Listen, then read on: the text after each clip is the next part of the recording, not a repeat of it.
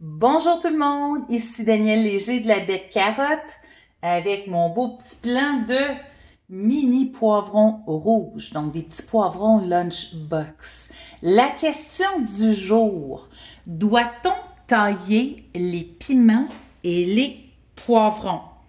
Est-ce que c'est nécessaire de le faire? Il y a plusieurs théories et suggestions qui courent dans le monde du jardinage ces temps-ci. Vous l'avez sûrement vu sur YouTube, des discussions à ce propos-là sur différents groupes Facebook. Est-ce que on doit tailler nos plants de poivrons pour accroître leur productivité? Est-ce qu'en les taillant, ça va rendre ma tige plus solide et créer plus de branches et par conséquent, produire plus de fruits? On va regarder ça ensemble, puis rester attentif jusqu'à la fin de la capsule YouTube. Donc, pour ma part, comme vous pouvez le voir, je cultive des piments et des poivrons de toutes sortes, que ce soit chili, cheyenne, des poivrons hybrides ici Glow, Eros de chez Johnny's. Plusieurs variétés. J'ai quand même pas mal d'expérience à ce niveau-là, au niveau de mon potager. Mais je suis pas une productrice à grande échelle non plus qui cumule de l'expérience là, sur des grandes surfaces. Donc, pour vous donner aujourd'hui les faits, je vais me baser sur mon expérience au jardin. Je vais me baser aussi sur plusieurs études universitaires qui ont été faites en agriculture de par le monde, donc différents modèles expérimentaux avec des matrices qui nous donnent des résultats autant en serre, en tunnel que sur le terrain. Puis, on va se baser aussi sur ce qu'on connaît du jardinage et quand on touche à nos plants ou quand on fait certaines actions, qu'est-ce que ça peut leur susciter? Et le dernier élément qu'on n'a pas dans les études, c'est la durée de jardinage qu'on a au Québec, qu'on va tenir en considération aussi. Avant de parler de taille de nos plants, on va regarder la différence qui existe entre les plants, les différents plants là, de piment et de poivron. Ils ne poussent pas tous de la même façon. Donc, on va prendre celui-là dans un premier temps, qui est un mini poivron orangé, donc des petits poivrons lunchbox. Si je regarde la façon que mon plant pousse, les miens étaient proches de la lumière, donc ils sont bien denses, ils ont 14 semaines, on s'aperçoit qu'il fait comme des petits gourmands, comme on retrouve au niveau des tomates, au niveau des embranchements.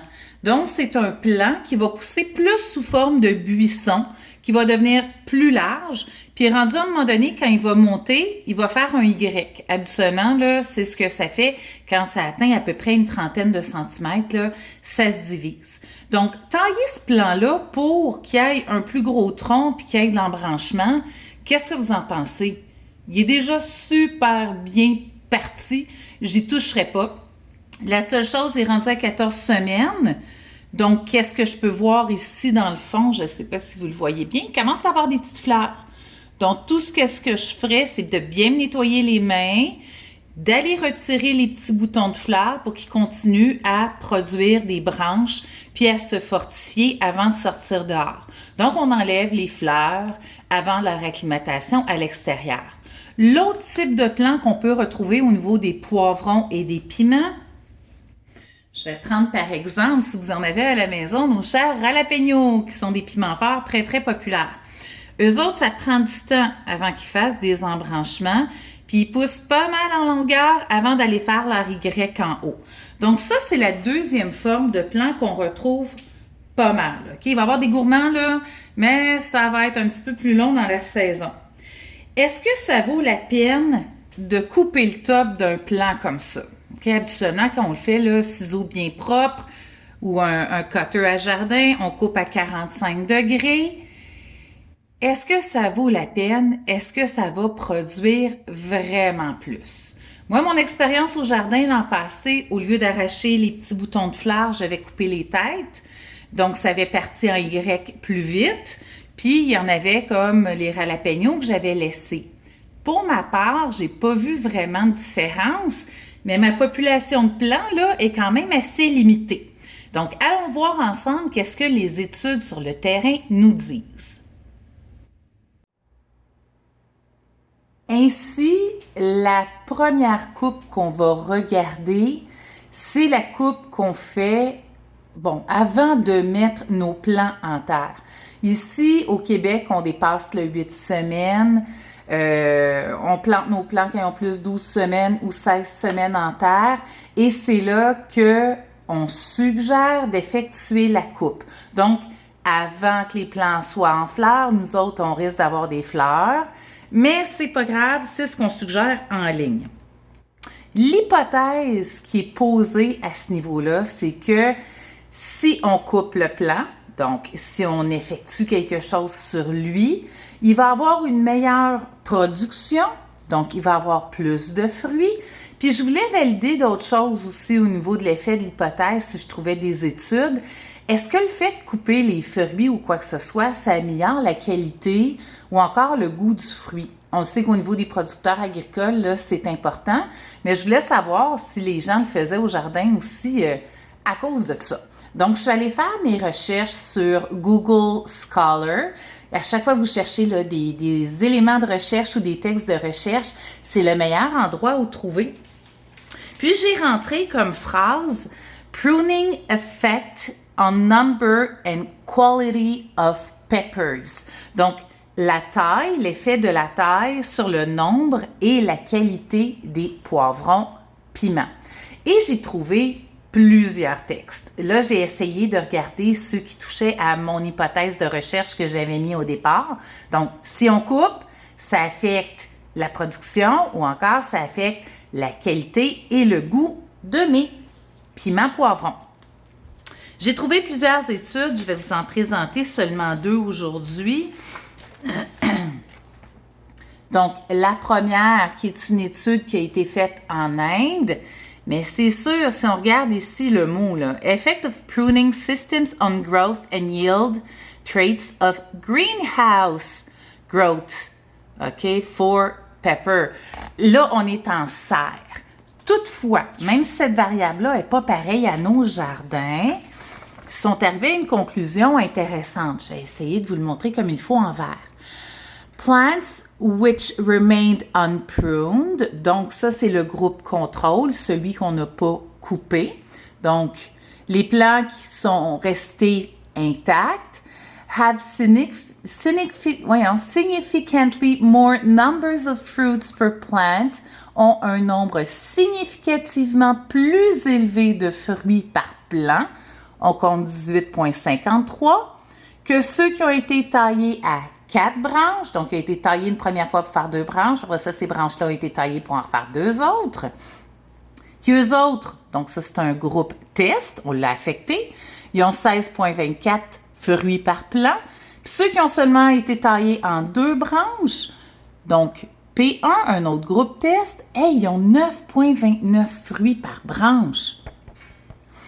Est-ce que le fait de tailler, ça améliore la production? À travers les études que j'ai regardées, il y en a comme ça qui disent que ça diminue la production, puis d'autres pour lesquelles c'est équivalent. Donc, moi, je suis pas sûre là, de faire de quoi, puis de couper mes plants si ça les améliore pas. Mais là, je voulais voir aussi au niveau de la qualité du fruit, au niveau de son goût. OK? Le fait de tailler le plant permet d'accroître la capsaïcine et aussi la dihydrocapsaïcine dans les piments et les poivrons. Ça, ces 2 petits éléments-là, dans le fond, qu'est-ce que ça fait? Ça vient améliorer le goût et la qualité des poivrons. C'est quelque chose d'important pour les producteurs agricoles, OK? Puis je voulais savoir si nous autres, on le faisait, si on aurait des poivrons plus goûteux puis de meilleure qualité au jardin. L'étude que j'ai prise provient pour sa part du Brésil. Puis qu'est-ce qui est le fun, c'est que c'est une étude qui a été faite dans le champ. Donc, ça ressemble un petit peu à nos conditions de jardinage qu'on a en arrière. Par contre, si on regarde Madame Météo et Madame Température, bien, au Brésil, on est dans un pays un petit peu plus chaud où les poivrons sont cultivés 10 mois par année, puis qui ont le temps d'atteindre une certaine maturité.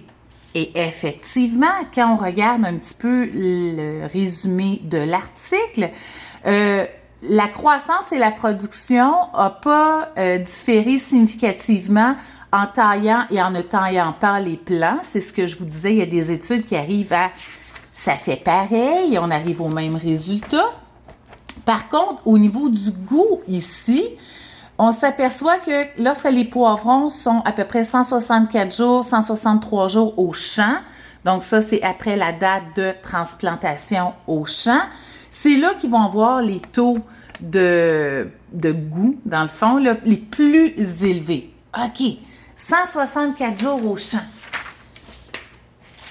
On est au Québec, là. OK? Habituellement, eux autres, dans les pays chauds, 8 semaines en dedans, les petits plants sont prêts à être transplantés, 164 jours au champ. C'est quand même assez long, puis ils ont pas mal plus de soleil, pas mal plus de chaleur, puis des meilleures conditions que nous autres. Nous autres, il fait chaud, fin juin, juillet, août, 7 semaines. Est-ce qu'on serait capable d'avoir un meilleur goût, puis une meilleure qualité au niveau de nos plants ici au Québec? À bien y réfléchir, là, la taille, par rapport à ce que j'ai lu, par rapport aux conditions du Québec, ça vaut pas la peine.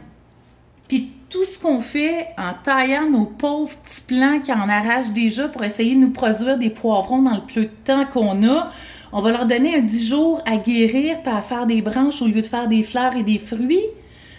À bien y réfléchir, je vais continuer à faire ce que je fais, juste enlever les petites fleurs avant de les acclimater à l'extérieur pour qu'ils s'acclimatent bien, qu'ils deviennent forts. Puis après ça, ils vont partir à produire, puis je vais les laisser tranquilles. Deuxième coupe, par exemple, importante dont je veux vous parler, c'est celle de fin de saison. Quand nos plants sont à maturité, qui sont remplis de fruits, qu'il y en a des petits qui se forment encore, des fleurs qui se forment encore tout le tour. Je fais la même chose que pour mes tomates. Je veux maximiser la croissance des gros fruits déjà existants. Donc, je vais venir avec un sécateur propre, des ciseaux propres, bien désinfectés, tailler le haut de mon plant, enlever les branches partout tout le tour où il n'y a pas de fruits, laisser les branches avec les gros fruits, puis couper tous les petits fruits là, que je sais qui n'arriveront pas à maturité. Je fais ça fin août, début septembre. Je sais que mon gel ici dans le coin de Saint-Jérôme, c'est autour du 21-22 septembre à chaque année. Fait que je donne un bon 3 semaines à mes plants là, pour maximiser la production des gros fruits sur ces derniers. J'espère que vous avez apprécié cette capsule de la baie de carotte et si vous avez des questions, n'hésitez pas à me les poser. Vous pouvez nous suivre aussi sur Facebook et sur Instagram et on se voit bientôt pour une autre capsule de jardinage.